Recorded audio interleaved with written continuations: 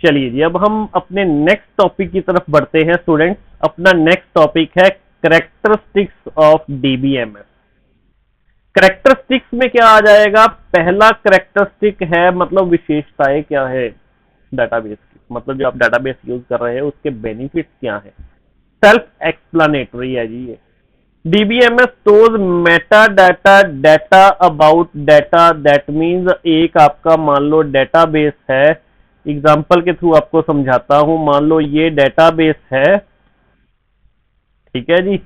ये डेटाबेस मैंने एक बना दिया जिसमें हमने नेम, रोल नंबर, ठीक है जी, और मार्क्स ले लिए बच्चे के। यहाँ पे उसका नेम ले लिया कुछ भी, ABC, रोल नंबर 1 2 3, मार्क्स ले लिए हमने 60%, किसी के 70%, किसी के 80%, ये मार्क्स आ गए। अब वो बोल रहा है सेल्फ एक्सप्लेनेटरी है database. That means database stores Meta data, data about data. उसमें नंबर ऑफ रोज कितनी है, लाइक इस डेटाबेस में टोटल 3 रोज है। कॉलम नेम्स क्या है, नेम, रोल नंबर और मार्क्स, ये कॉलम नेम है। और कॉन्स्ट्रेंट्स ये आगे चल के करेंगे, कॉन्स्ट्रेंट्स बड़ी डिटेल में। लाइक रोल नंबर के ऊपर आप कॉन्स्ट्रेंट लगा सकते हो, लाइक प्राइमरी की का आप यूज कर सकते हो। और अगर आपने प्राइमरी की यूज कर दिया देन आप इस कॉलम में सिर्फ और सिर्फ यूनिक वैल्यूज एंटर कर सकते हो, डुप्लीकेट वैल्यू आप एंटर नहीं कर सकते, ठीक है जी। दूसरा है data in program data independency. Changing the data structure और scheme does not effect the application program. Program and data are independent of each other. मैंने इससे पहले ना आपको एक चीज बताई थी, बड़े अच्छे से देखना, ठीक है, बड़ा अच्छे से यहां से देखना इस चीज को। इस चीज के मैं थ्रू समझाने लगा हूं आपको डाटा इंडिपेंडेंस के बारे में, ठीक है जी। वो बोल रहा है ये एप्लीकेशन प्रोग्राम है, ये डेटाबेस है। मान लो मैं डेटाबेस में चेंजेस कर रहा हूं और एप्लीकेशन प्रोग्राम अपने आप उसे अडेप्ट कर लेगा। मान लो मैंने डेटाबेस में क्या किया, रोल नंबर है, मान लो वहां पे हमने लिया था ना, ये देखिए यहां पे हमने लिया था एक बार रुकिए, ये देखिए यहां पे हमने लिया था कि अपने पास क्या है, नेम, रोल नंबर और मार्क्स। मान लो कि मैं डेटाबेस में एक काम करता हूं, मैं मार्क्स की डाटा टाइप को चेंज कर देता हूं, तो एप्लीकेशन प्रोग्राम पूरी की पूरी नहीं चेंज करनी पड़ेगी, बिल्कुल माइनर सी चेंज आपको करनी पड़ेगी, ठीक है जी। Okay, is it clear?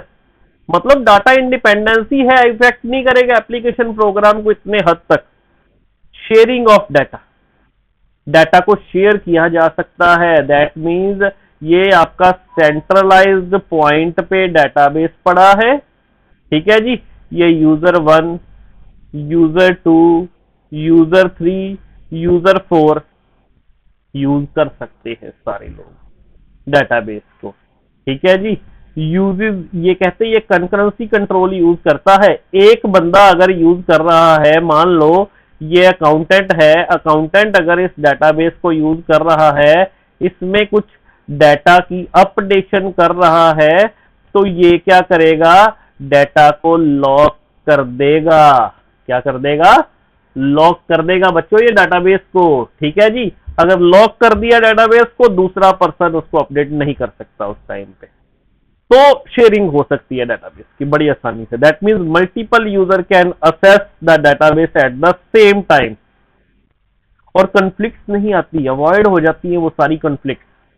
अगर सेम टाइम पे यूज किया जा रहा है, अगर कोई अपडेट कर रहा है आपके डाटा को और डाटा आपका लॉक कर दिया गया अपडेशन के टाइम पे, किसी और ने भी यूज करना शुरू किया, तो क्या होगा, आपका डाटा सिक्योर रह जाएगा। रिड्यूस रिडंडेंसी, इसका मतलब क्या है, data stored at one central location, no duplication across multiple files. अब देखो ये आपका डाटाबेस सेंट्रलाइज्ड लोकेशन पे है, ठीक है जी। मल्टीपल फाइल्स में आपका डाटा चाहे पड़ा भी है लेकिन डुप्लीकेसी नहीं आएगी, क्योंकि सेम जगह से ही डाटा को कंबाइन ज्वाइन किया जाएगा, ठीक है जी। सेव करेगा ये कोर्स, सेव करेगा, सेव स्टोरेज एंड कोस्ट। ठीक है जी। अब देखो मेटा डाटा के बारे में मैंने आपको बताया था, ये डाटा अबाउट डाटा की पूरी स्ट्रक्चर को स्टोर करके रखता है। उसमें रोज कितनी है, उसमें कॉलम कितने हैं, कॉलम्स का नेम क्या है, हर कॉलम में डाटा टाइप क्या है, मतलब हर चीज को स्टोर करके रखेगा मेटा डाटा। प्रोग्राम इंडिपेंडेंसी रहेगी, schema does not effect program. That means अगर आप स्ट्रक्चर में चेंज कर रहे हो डाटाबेस की, एप्लीकेशन प्रोग्राम में वो चेंज नहीं होगी। सेंट्रलाइज्ड स्टोरेज, कोई डुप्लीकेसी नहीं आएगी और रिड्यूस करेगा रिडंडेंसी को। ठीक है जी। चलिए जी, moving on to the next characteristics of DBMS. Data consistent रहेगा ओनली। अब देखो जी, आपकी जो है वो एक सिंगल जगह पे आपका डाटा रह रहा है। ठीक है जी।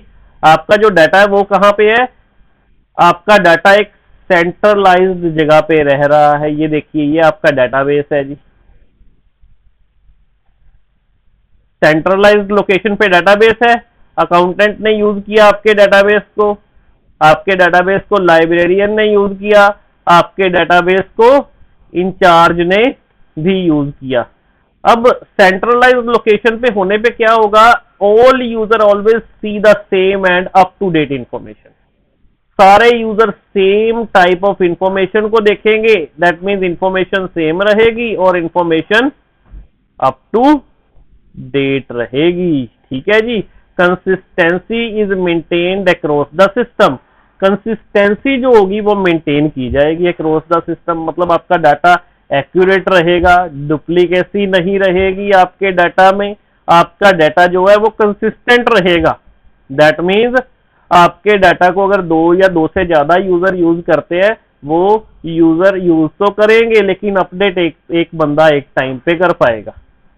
ठीक है जी। Security, DBA uses password and user access rights, controls who sees what data, data privacy is enforced. अब मान के चलो कि आपका जो डाटा है वो यहां पे है, ये आपका डेटाबेस है जी।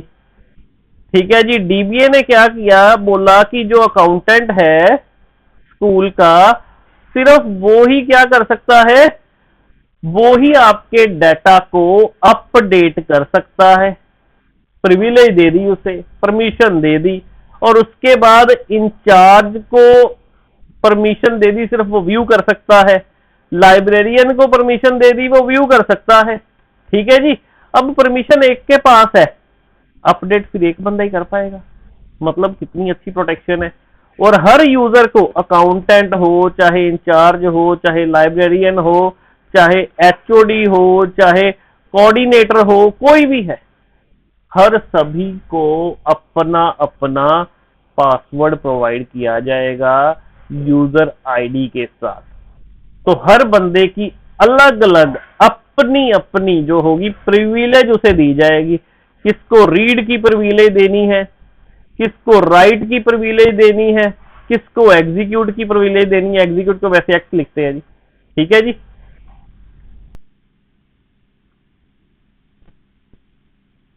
हाँ जी। अब हम बात करने वाले हैं क्वेरी लैंग्वेज सपोर्ट की। That means DBMS provide SQL. That means DBMS structured query language को सपोर्ट करता है। सीक्वल की फुल फॉर्म है स्ट्रक्चर्ड क्वेरी लैंग्वेज। ठीक है जी। Structured query language. ठीक है जी। ये एक लैंग्वेज है जो डीबीएमएस के लिए स्पेशली बनाई गई है। ये लैंग्वेज के थ्रू सपोर्ट किया जाता है डीबीएमएस को, डाटा को, आपके डाटा को सपोर्ट किया जाता है। आप अपने डाटा को स्टोर कर सकते हो, रिट्रीव कर सकते हो, मैन्युपुलेट कर सकते हो। ठीक है जी।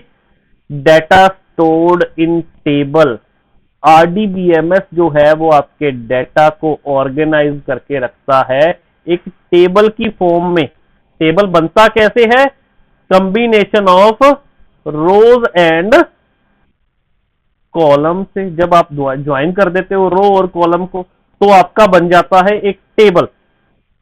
टेबल जो है डाटा को स्टोर करवाने के लिए यूज किया जाता है। अरे relations are arrange in column, relation का मतलब टेबल्स। टेबल क्या है, आपके डाटा को रो और कॉलम में अरेंज करके रखता है। Tabular format make data structured and clear, data आपका बड़ा स्ट्रक्चर्ड वे में आ जाता है। देखो पूरी की पूरी रो एक साथ आ गई सारे बच्चे की, ठीक है जी।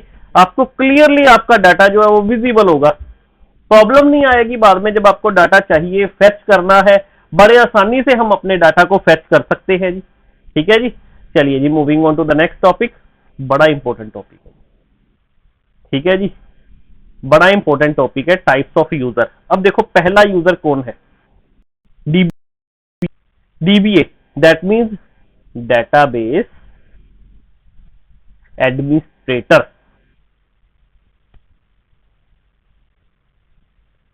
ये पर्सन है administrator the database and DBMS. ये ऑथोराइज करता है कौन सा यूजर डेटाबेस को एक्सेस कर सकता है, ये मॉनिटर करता है, हर यूजर को मॉनिटर करने की रिस्पॉन्सिबिलिटी इसकी है। प्रोवाइड करता है टेक्निकल सपोर्ट, ठीक है जी, जहां पे भी कोई प्रॉब्लम आई टेक्निकल सपोर्ट कौन प्रोवाइड करेगा, टेक्निकल सपोर्ट प्रोवाइड करेगा ये। भी बैटरी लो हो गई है, ठीक है जी, जल्दी जल्दी से एक बार लगा दे चार्ज पे, भी काम आसान हो जाएगा मेरा भी, मेरे को रोकनी नहीं पड़ेगी भी वीडियो, ठीक है, बस 1 minute.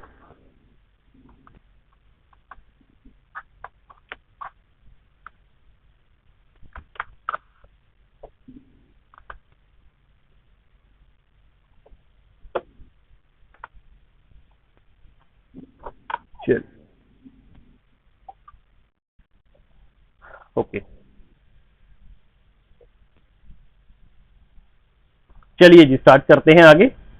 The manager of the database, ये क्या है, डाटाबेस का मैनेजर है। ये 2003 में ये वाला क्वेश्चन आया हुआ था, ठीक है जी। अब हम बात करते हैं एंड यूजर की, दैट मीन्स आप लोग, क्लाइंट, लाइक एटीएम कौन यूज करता है, क्लाइंट लोग यूज करते हैं ना, ठीक है जी। Uses the database for querying, कुछ भी मान लो आपने डाटा बीच में से फेच करना है। मॉडिफाई, दैट मीन्स आपने पैसे निकलवाए तो पैसे क्या हो गए, डिडक्ट हो गए, तो कौन यूज कर रहा है, वो यूजर, एंड यूजर यूज कर रहा है। और जनरेट रिपोर्ट, लास्ट पे आपके पास रिपोर्ट जनरेट हो गया आगे कि आपने कितने पैसे निकलवाए, और उसका आपके पास पूरी एक रसिप्ट बन के आ जाती है, ठीक है जी। टोटल अमाउंट क्या है आपकी, ठीक है जी, बैलेंस क्या रह गया उसके बाद, और आपने कितना अमाउंट जो है बीच में से निकलवाया, पूरी एक आपके पास रिपोर्ट बन के आ गई। Not concerned with the database design, इस यूजर को ना, जो एंड यूजर है, इसको नहीं मतलब है कि डाटाबेस में डाटा कितनी कॉम्प्लेक्सिटी के साथ कैसे स्टोर किया जाता है। इसको बस ये मतलब है मेरा जो डाटा है वो परफेक्टली वर्क होना चाहिए, ठीक है जी। Example, using the database through an application, like bank clerk using banking app. Bank clerk क्या करता है, मान लो कि कोई यूजर है, वो गया बैंक क्लर्क के पास गया अमाउंट डिपॉजिट करवाने के लिए, ठीक है जी। उसने 2000 अमाउंट डिपॉजिट करवाया बैंक, और जो ये वाला जो बैंक अकाउंट बैंक क्लर्क है, इसने क्या किया, इसने बैंक की वेबसाइट यूज की, बैंक की एप्लीकेशन यूज की, और इसने 2000 प्लस कर दिया बीच में, और यूजर के अकाउंट में वो चीज रिफ्लेक्ट हो गई, ठीक है जी। एंड यूजर होते हैं ये वाले लोग, ठीक है जी। बैंक क्लर्क हो गया, ठीक है जी। ATM teller machine, automatic teller machine, ATM जो आप यूज करते हो, ठीक है जी।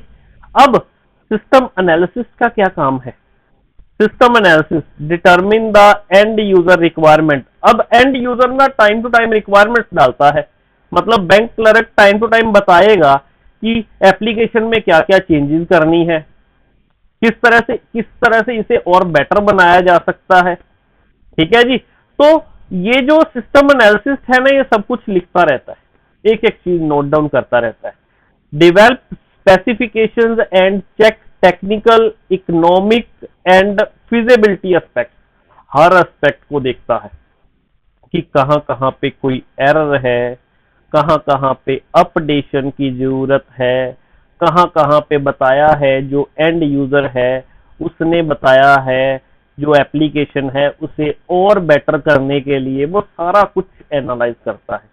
Play a key role in the database design, plans, requirement and feasibility. Feasible का मतलब ये होता है कि फिजिबिलिटी के अकॉर्डिंग होना चाहिए। जो भी आपका एप्लीकेशन प्रोग्राम है, डेटाबेस है, वो फिजिबल होना चाहिए, हर यूजर के अकॉर्डिंग बड़े अच्छे से उसे यूज करना आना चाहिए।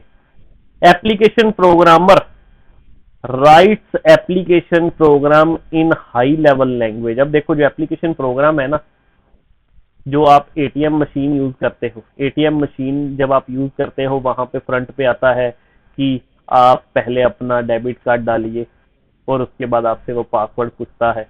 वो एक एप्लीकेशन प्रोग्राम चल रहा है। वो एप्लीकेशन प्रोग्राम बनता कैसे है? जावा, सी, सी प्लस प्लस, और इसके अलावा आजकल के टाइम में रेक्ट जेएस यूज हो रही है, पीएचपी यूज हो रही है, पाइथन यूज हो रही है लैंग्वेज। ये सारी लैंग्वेज का यूज करके बनता है। और uses SQL to interact with the database. और सीक्वल, माई सीक्वल या ओरेकल का यूज किया जाता है डेटाबेस को असेस करने के लिए।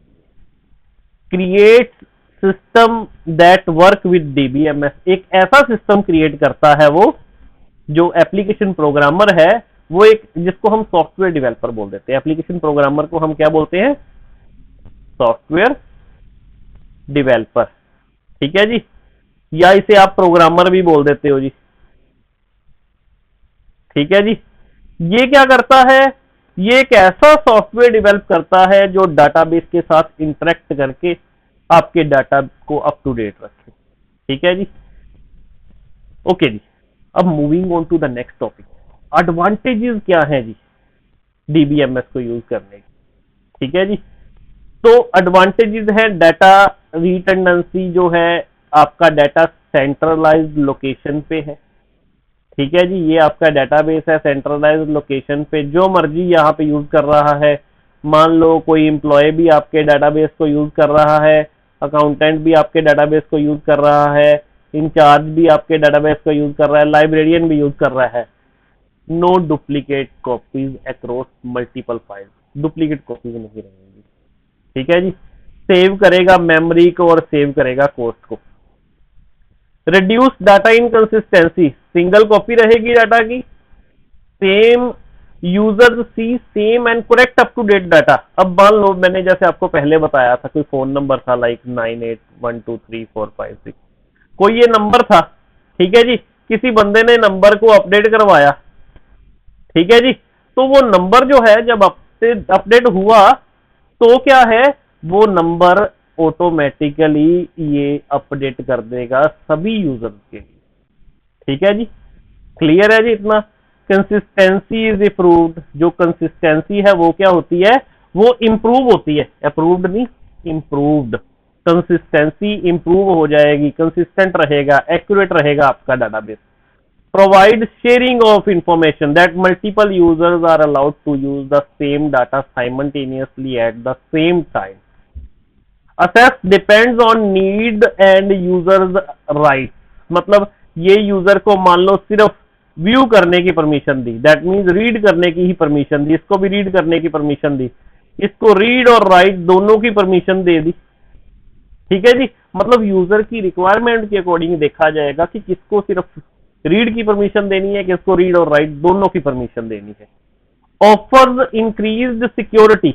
DBA set password and assess right. DBA क्या करेगा? आपके पासवर्ड को सेट करेगा, आपके असेस राइट्स को सेट करेगा। असेस राइट्स का मतलब क्या है? किसको रीड की परमिशन देनी है और किसको राइट की परमिशन देनी है। ठीक है जी। Control who can read and modify the data. Data remain protected. आपका डाटा जो है प्रोटेक्टेड रहेगा। User friendly. एक ऐसी ऐप बना दी आपके लिए जो यूजर फ्रेंडली रहेगी। Easy interface to access, modify and delete data. अपने डाटा को बड़ा इजीली आप मॉडिफाई कर सकते हो, असेस कर सकते हो, अपने डाटा को आप डिलीट कर सकते हो। किसी तरह की टेक्निकल नॉलेज की आपको जरूरत नहीं पड़ेगी। एटीएम चलाते हो टेक्निकल नॉलेज की जरूरत होती है? नहीं ना। तो उसी तरह से तो टेक्निकल नॉलेज की जरूरत नहीं होगी। Easy to use application. Application को बड़ा इजीली आप यूज कर लोगे। ये एप्लीकेशन बनाई ही उसी तरह से गई होती है ताकि एंड यूजर उसे बड़ा इजीली यूज कर सके।